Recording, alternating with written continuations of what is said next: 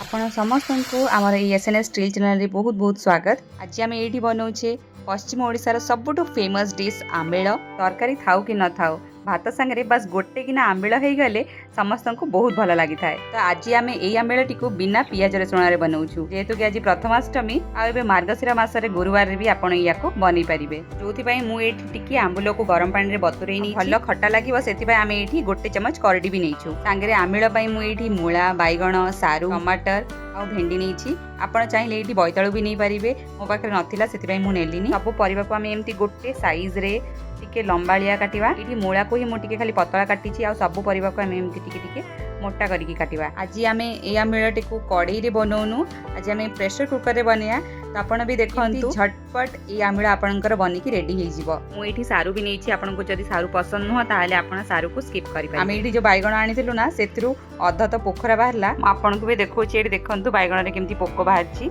तो मुझे कौन कली ना अध पाटा को पूरा फोपाड़ी देली आ अध पाटा जो भल था ताको मुझे मोटा मोटा एमती काटिकी नहीं गली। ये मो भेंडी टी को भी सेमती लंबालिया करके काटी नहीं।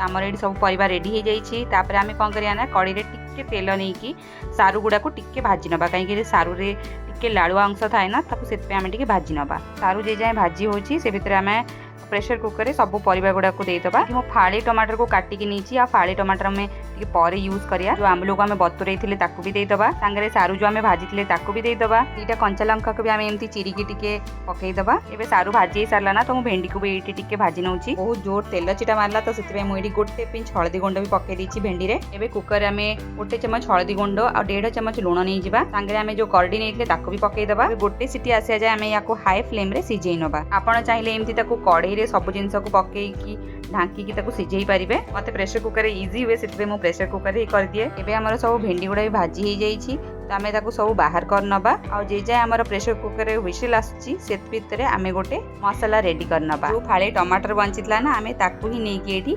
मसला रेडी करिया। फाड़ी टमाटर टाकू आम ये 2 खंड करके नहीं जिबा सांगरे नहीं जिबा। ये गोटे चमच सोरस आउ ये अध चमच रू भी टिके कम जीरा गोटे लंका भी ये पकईदबा। आपड़ जदि राग बेसी खाती ताहले लंका बेसी दे पारे। टिके पानी देकी आम या ग्राइंड करनबा। आपड़ जदि रसुण खाउछंती ताहले ये 6 रू 7 कोली रसुण भी देदेबे। एबे हमर प्रेशर कुकर सीटी आस जाइछि तो आम ये गोटे दही आ बेसन मिक्सचर बनैया जोटा आमर कहती बेढ़। गोटे बड़ चमच ये मो दही नहीं 2 चमच बेसन नहीं और टिके पानी नहीं या गोली नहीं या भलसे गोलिए जमती कि या भितर लम्स टिके भी रही।